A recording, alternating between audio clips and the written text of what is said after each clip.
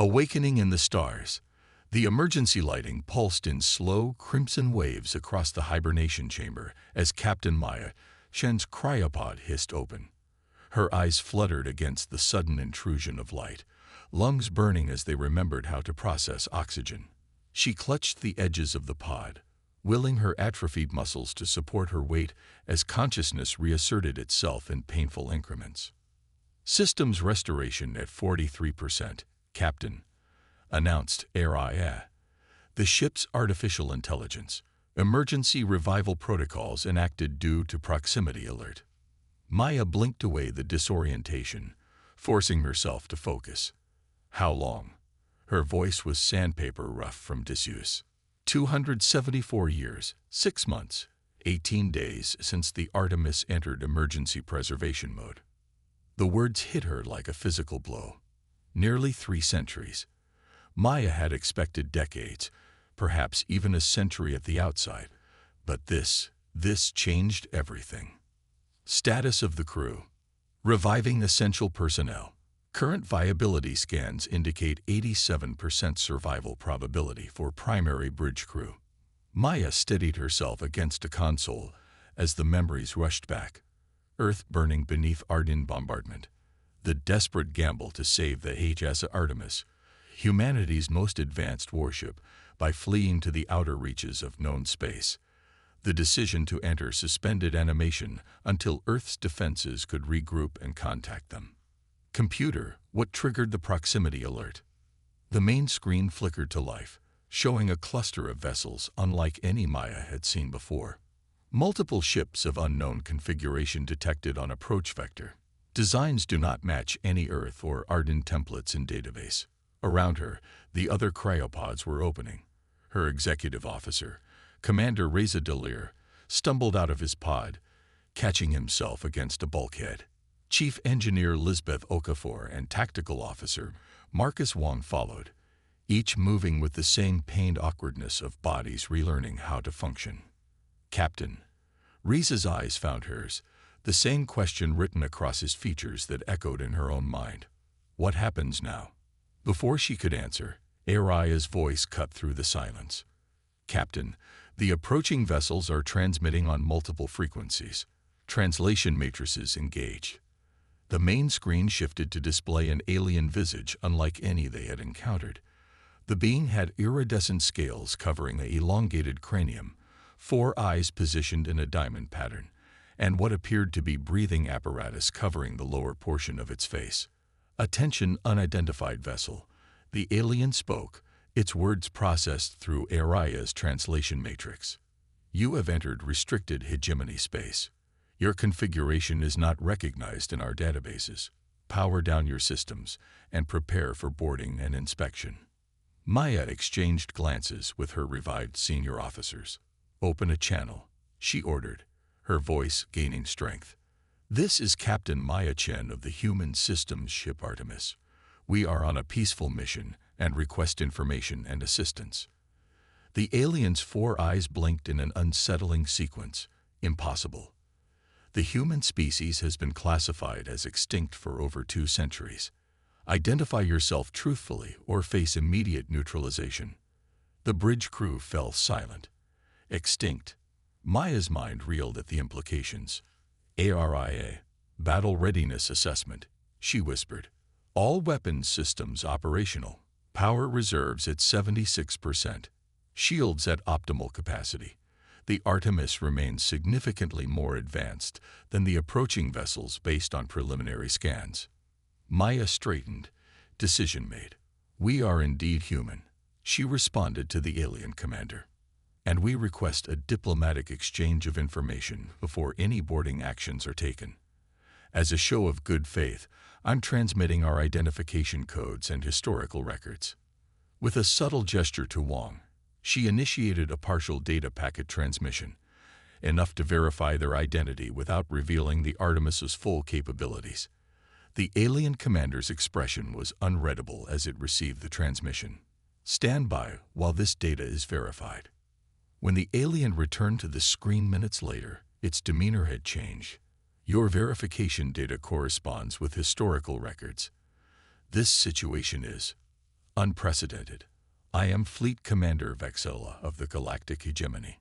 If you are truly human survivors, you must be informed that your species is believed to have destroyed itself in the Terminal War 247 years ago. Earth is now a quarantined dead world. Maya felt the weight of those words settle across her shoulders like a physical burden. Earth gone. Human civilization destroyed. The crew around her stood in stunned silence. Request permission to send a diplomatic envoy to your vessel. Captain Chen, Vexilla continued. This matter requires direct clarification and consultation. Maya nodded slowly. Permission granted. You may dock a single shuttle with no more than 4 representatives. Be advised that our security protocols remain active. As the communication ended, Maya turned to her officers. Riza, assemble a security detail. Lisbeth, I want our systems at full combat readiness, but running silent. Let's not advertise our capabilities just yet. Marcus, continue reviving essential personnel. She paused, weighing her next words carefully. If humanity is truly gone, then the Artemis may be all that remains of our civilization. Let's proceed accordingly. The alien shuttle approached the Artemis docking bay with precision. Maya stood with Risa and a security team, watching as the sleek craft settled onto the deck. The shuttle's design was elegant and efficient, clearly the product of advanced engineering. The hatch opened, revealing 4 beings, 2 like Vexilla, and 2 of entirely different species. One appeared almost crystalline, with a translucent body that refracted light in prismatic patterns. The other was bulky and quadrupedal, with armored plates covering its body. Captain Chen. Vexilla stepped forward. This is cultural anthropologist Zivrin, security attaché Grolt, and hegemony diplomatic liaison Cathal.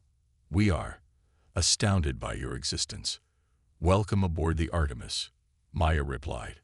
Please follow me to our conference room. As they walked through the corridors, Maya noticed the aliens studying the ship's design with barely concealed interest. The crystalline being, Kethel, seemed particularly fascinated by the ship's technology. Your vessel's construction is unusual, Kethel commented, voice chiming like wind through crystal. It employs principles the hegemony considered theoretical at best. The Artemis was the pinnacle of human engineering, Maya answered carefully, designed to be self-sufficient for extended deep space missions. In the conference room, the delegation settled around the table. Maya activated a holographic display showing the ship's journey and hibernation cycle, careful to exclude sensitive tactical information. According to our records, Zivrin began, 4 eyes blinking in that disconcerting pattern. Human civilization destroyed itself in a conflict with a species you call the Arden. The resulting devastation rendered Earth uninhabitable. Surviving human colonies fought among themselves until they collapsed or were absorbed into the hegemony's protective custody. Protective custody, Reza repeated, his tone making the euphemism clear. The quadrupedal Grolt shifted, armored plates clacking. The remaining humans were deemed too volatile to maintain independent status. Their integration was necessary for galactic stability. Maya kept her expression neutral despite the implication. And the Arden? Extinct, Kethel answered. The final human military action was the deployment of a mutagenic weapon that destroyed both species' homeworlds. It is why independent human vessels are classified as potential extinction-level threats. Maya exchanged a glance with Riza. The history they were hearing contradicted what they knew of the conflict. Earth had been losing against the technologically superior Arden when the Artemis fled. Something wasn't adding up. We need time to process this information, Maya said carefully. Our mission was to preserve human knowledge and return when the conflict ended. If what you say is true, we need to reevaluate our purpose. The Hegemony Council will want to examine your vessel, Vexilla stated. A ship of this capability, crewed by a species thought extinct, presents significant concerns. Maya smiled diplomatically. We understand your caution. We request 72 hours to complete revival of essential personnel and conduct system diagnostics. Then we would be honored to meet with your council." The aliens conferred among themselves before Vexella nodded. "Granted. My vessels will maintain position nearby as an escort. For your protection, of course." After the delegation departed, Maya gathered her senior officers in the secure briefing room. "They're lying," Lisbeth stated bluntly, "or at least not telling the whole truth. The energy readings from their ships indicate technology that's advanced, but not in the ways that would make sense if they had assimilated both human and Arden tech." "ARIA analysis," Maya asked. "Historical inconsistencies detected in hegemony account. Probability of intentional misinformation, 78.3%. Additionally, I've detected encrypted transmissions from the hegemony vessels. They appear to be summoning reinforcements." Riza leaned forward. "They're afraid of us." "Why? The Artemis is advanced, but we're one ship against what sounds like an entire galactic government." Maya's eyes narrowed as pieces began falling into place. Unless they know what the Artemis really is, what it was designed to do. The room fell silent as the implications settled over them. The Artemis wasn't just a warship. It was a technological testbed, carrying experimental systems that even the Arden hadn't possessed. "If humanity truly fell," Maya said quietly, "then we owe it to our species to discover the truth. And if humanity survives somewhere out there, oppressed by this hegemony, then we have a duty to find them." She looked around at her officers, the last free humans in the galaxy. "We won't be turned over to the hegemony. We're going to find out what really happened to Earth." "They're watching us," Marcus pointed out. "Their ships have us surrounded." Maya smiled grimly. "Then it's time to show them exactly what the last human warship can do." Within hours, the Artemis was fully awake. 200 crew members, scientists, engineers, and military personnel had been revived. The ship hummed with purpose as systems long dormant came fully online. Vexella's voice came through the comm system. "Captain Chen, our scanners indicate unusual power fluctuations aboard your vessel. Please explain." Maya exchanged a look with her bridge crew before responding. "Just routine system checks, Commander. Nothing to be concerned about. We're detecting weapons charging. This violates our agreement." "We made no agreement about our defensive systems," Maya cut in. "Merely a diplomatic courtesy period, which you violated by calling in reinforcements." Silence hung for a moment before Vexella responded, tone hardened. "The Artemis will be boarded and secured for transport to Hegemony Central Command. Resistance is inadvisable." Maya nodded to Wong. "Execute Jump Protocol Sierra." The Artemis's experimental phase drive engage. Unlike conventional FTL systems, it didn't launch the ship into hyperspace or create a warp bubble. Instead, it briefly shifted the Artemis partially out of phase with normal spacetime, allowing it to reposition instantaneously. To the watching hegemony ships, the massive human vessel simply vanished, only to reappear moments later behind their formation. "All batteries, targeted suppression fire," Maya ordered. "Disable their engines and communications, but avoid life support systems." The Artemis's weapon systems came alive, precision beams of coherent energy slicing through the hegemony vessel's shields as if they weren't there. Within moments, the alien ships drifted powerless, their weapons and propulsion disabled with surgical precision. "Open a channel to Vexella," Maya commanded. The alien commander's face appeared on screen, all four eyes wide with what Maya interpreted as shock. "This demonstration was a courtesy," she stated calmly. "The Artemis could have destroyed your fleet. Instead, we've merely disabled your vessels temporarily. Repairs should take approximately 6 hours, by which time we will be gone. The hegemony will hunt you to the edges of the galaxy," Vexella warned. "Perhaps," Maya acknowledged. "But first, they'll have to catch us. And then, they'll have to match us. I suspect both tasks may prove challenging." She leaned forward. "We will discover the truth about humanity's fate. If your hegemony has nothing to hide, you have nothing to fear from us." With that, she cut the transmission. "ARIA, Do we have a destination from the data we extracted from their systems? Maya asked. Yes, Captain. I've identified coordinates for what appears to be a remote former human colony, designated Haven in our old star charts. Current hegemony designation, Restricted Zone 15. Set course, Maya ordered. Phase jump when ready. As the Artemis shifted partially out of reality before reappearing light years away, Maya gazed at the starfield on the main viewer. Somewhere out there were answers about humanity's true fate. And perhaps, just perhaps, survivors who had maintained the spark of human defiance against a galaxy that thought them extinct. The hunt for truth had begun. Defiance and diplomacy. The HSS Artemis emerged from its phase jump in the shadow of a gas giant, sensors immediately scanning the Haven system for signs of surveillance. Captain Maya Chen studied the tactical display as data streamed in, painting a picture of what had once been humanity's most distant colony. ARA.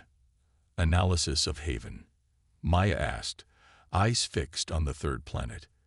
A blue-green world that had once been home to nearly 1 million human colonists.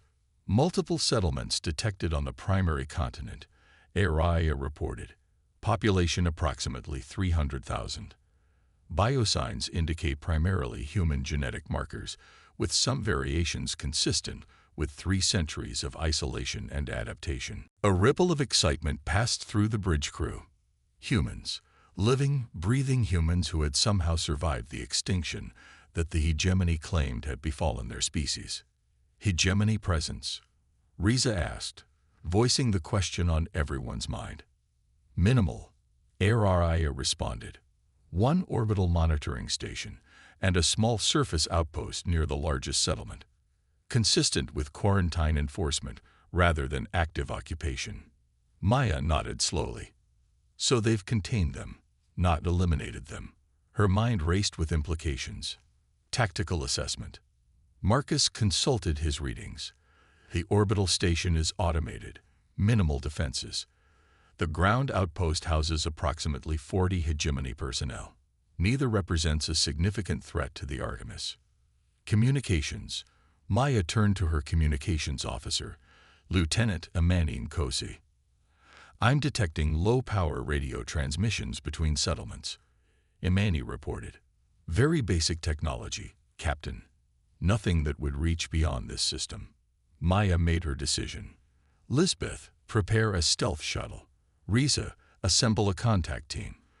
I want to see this colony firsthand before we announce our presence. Hours later, Maya stood with Riza and a small team on a forested ridge overlooking the largest settlement. Through binoculars, she observed a community that seemed frozen in time. Simple structures built of local materials, people working fields with basic tools, horse-drawn carts moving along dirt roads. It was as if these people had been forced back to pre-industrial technology.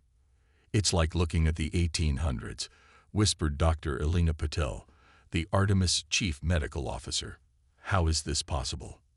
Their answer came in the form of a low hum overhead. A hegemony patrol craft passed above the settlement, hovering briefly before continuing its circuit. As it appeared, the colonists below simply continued their work, barely looking up.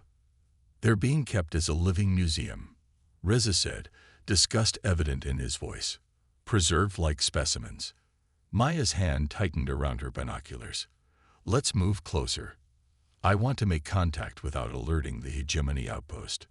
They approached the settlement's outskirts as dusk fell, timing their movement between patrol suites. At the edge of a field, they encountered a young man collecting tools. He froze at the sight of their uniforms, eyes widening in disbelief. We mean no harm, Maya said, hands raised. My name is Captain Maya Chen of the human systems ship Artemis. The young man stared, then spoke in accented but recognizable English. The ancestor ship, the one from the stories. His face betrayed both hope and fear. Are you real humans? From Earth. We are, Maya confirmed, and we need to speak with your leaders. The young man, who introduced himself as Thomas, led them through back pathways to avoid hegemony surveillance. He brought them to a simple wooden house on the settlement's edge, where an elderly woman awaited as if expecting them. "I am Elder Sarah," she said, standing from her chair with the aid of a wooden cane. "Keeper of the true histories. We have waited generations for this day." Inside, Sarah revealed hidden technology. A tablet computer carefully preserved and powered by a makeshift solar array. On it were historical records, passed down in secret for generations. "The hegemony tells the galaxy that humans destroyed themselves," Sarah explained. "They allow us to exist only because we pose no threat, living as we do without advanced technology. Any attempt to progress beyond basic agriculture and simple machinery is discouraged." She showed them records of uprisings in the colony's early days, brutally suppressed until the people learned to hide their knowledge and live under the hegemony's restrictions. "But we never forgot who we were," Sarah continued, "or what was taken from us. The Arden didn't destroy Earth, the hegemony did, after both species were weakened by war. They feared human technological advancement and Arden biological capabilities. Together, we might have challenged their dominance."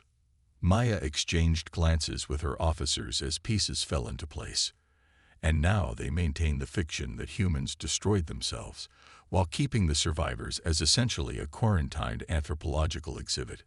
Sarah nodded gravely. "There are other colonies like ours. Isolated, restricted, watched. We maintain contact through a network of hidden communicators, though it takes months for messages to travel between worlds." "How many?" Riza asked. "7 that we know of," Sarah answered. "Perhaps 5 million humans total, scattered across worlds the hegemony considers worthless except as containment zones." Maya felt a cold fury building within her. 5 million survivors of a species that once numbered billions, deliberately kept in technological poverty by a galactic government that feared their potential. "Elder Sarah," Maya said formally, "the Artemis carries the combined knowledge, technology, and heritage of Earth before its fall. We have the means to break the hegemony's hold on human colonies." Sarah's eyes shimmered with unshed tears. Then the ancestors' promise was true. When darkness seemed greatest, humanity would return from the stars. Within days, a plan took shape. The Artemis would systematically disable the hegemony presence on Haven, while gathering representatives from each settlement. They would then make contact with other human colonies using coordinates from Sarah's hidden database. The operation against the hegemony outpost was over in minutes. Precision strikes from orbit-disabled communications, followed by shuttle-deployed teams using non-lethal stun technology to subdue the alien personnel. No casualties, Reza reported as the last of the hegemony staff was secured. "Their memory of our specific intervention will be fuzzy thanks to Dr. Patel's compound, but they'll know someone with advanced technology was responsible." Maya nodded grimly. "Which means we've declared ourselves to the hegemony. Area, status of the orbital station, neutralized and reprogrammed to broadcast standard monitoring signals. Estimated time before the deception is discovered, 72 hours. Then we move quickly," Maya decided. Over the next 2 days, the Artemis revealed itself to Haven's population. Selected colonists were brought aboard to be trained on technologies that would help their people rebuild while remaining hidden from hegemony observation. Others were given medical treatments for conditions that had gone untreated for generations.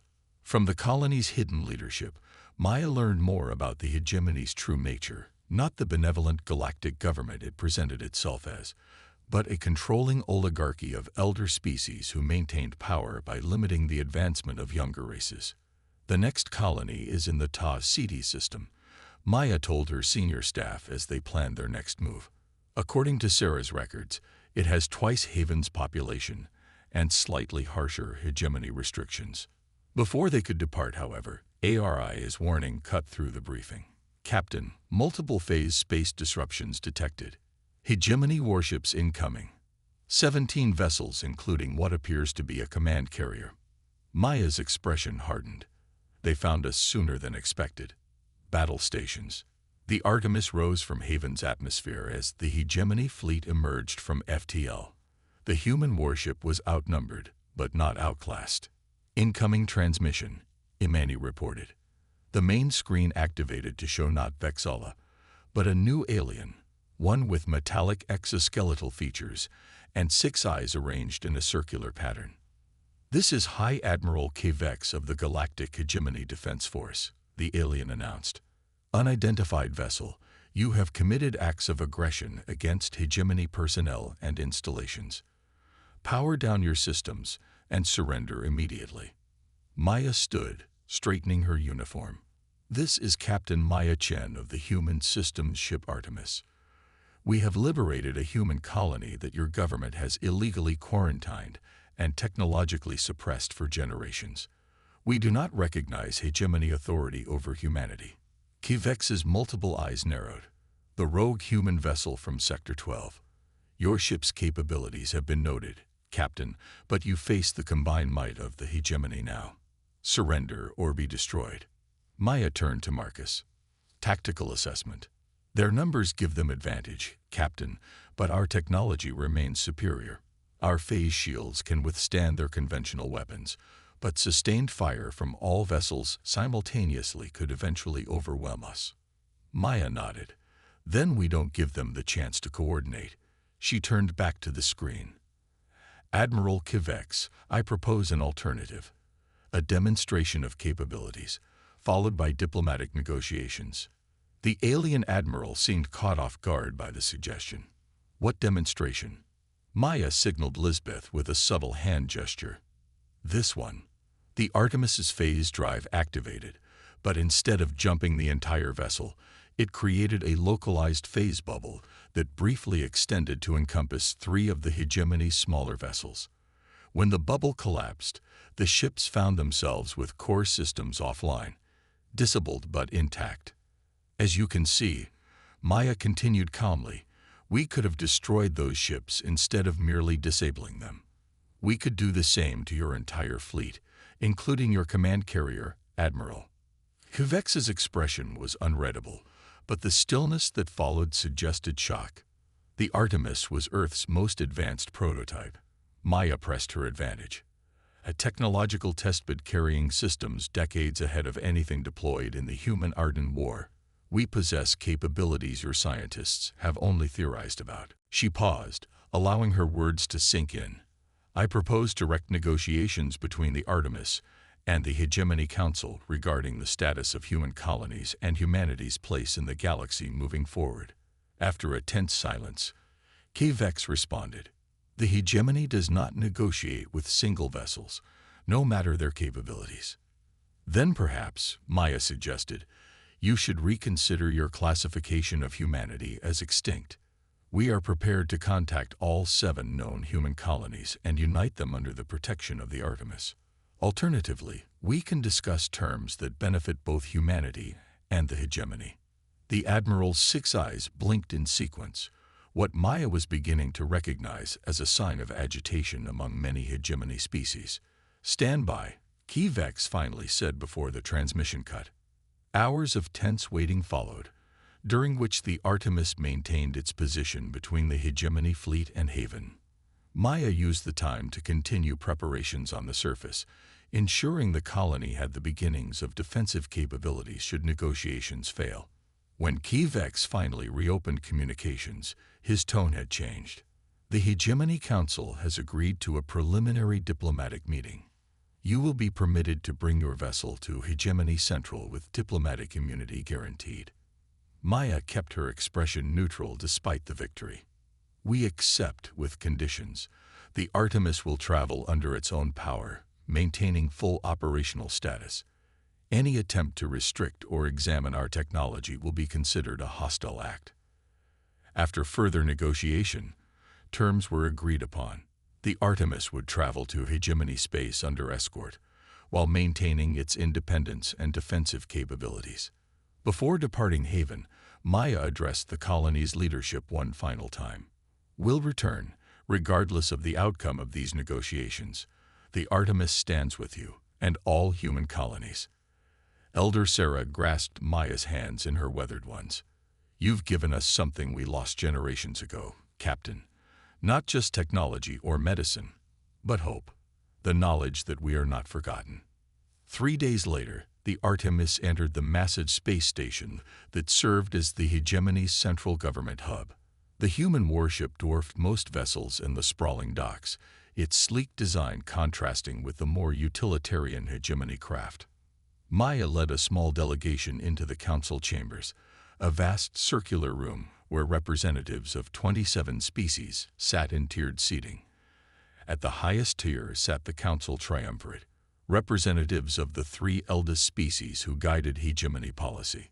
Captain Maya Chen of Earth announced a protocol officer, commanding the human systems ship Artemis, seeking audience with the High Council regarding the status of humanity within hegemony space.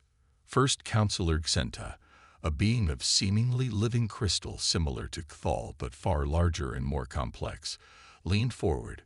Captain Chen, your vessel's sudden appearance and actions have caused significant disruption within the hegemony.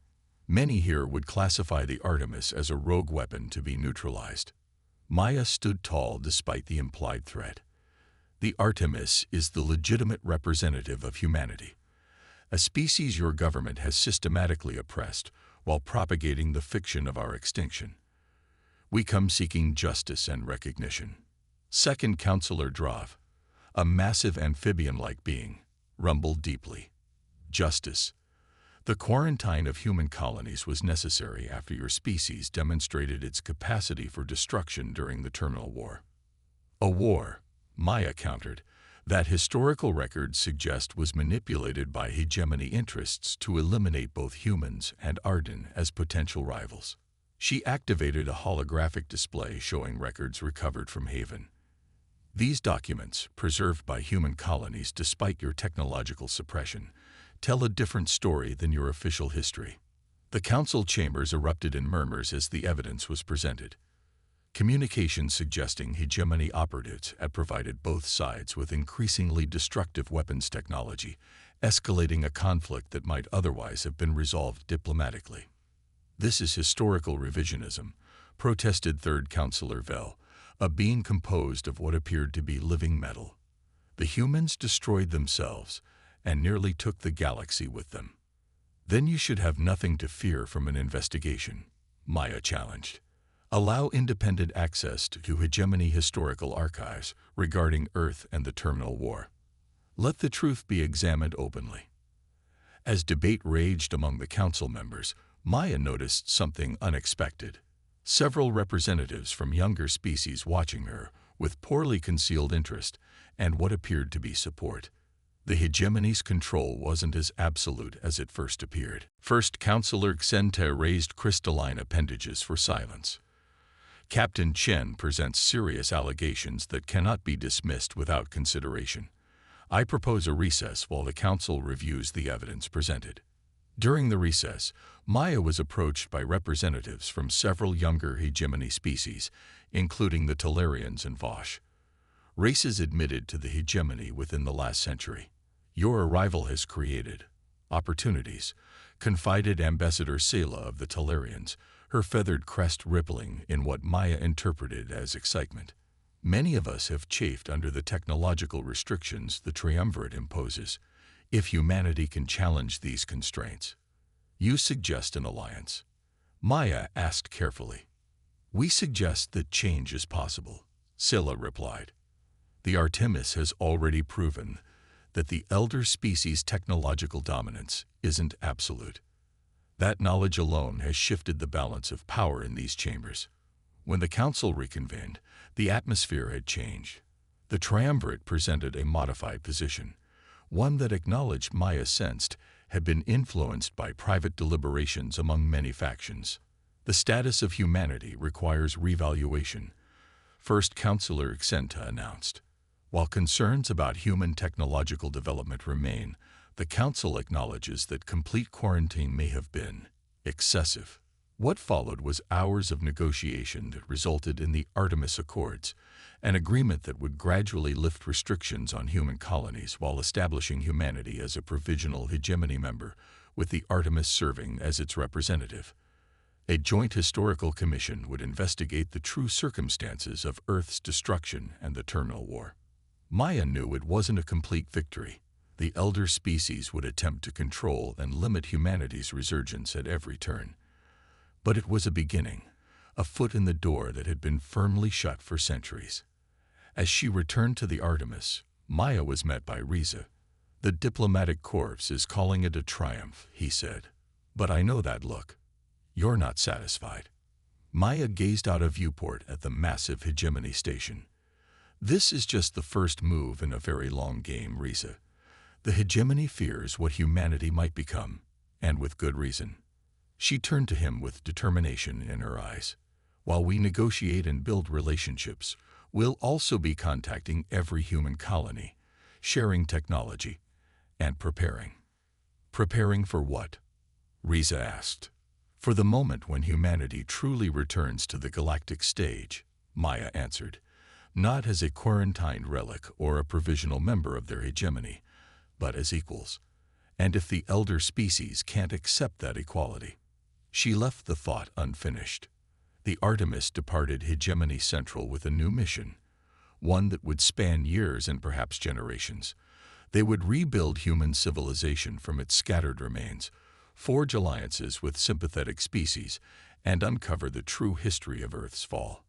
As Maya looked at the starfield on the main viewer, she felt the weight of 3 centuries of oppressed human potential, and the promise of its renaissance under her stewardship. "Set course for the Tau City colony," she ordered. "Humanity's return is just beginning."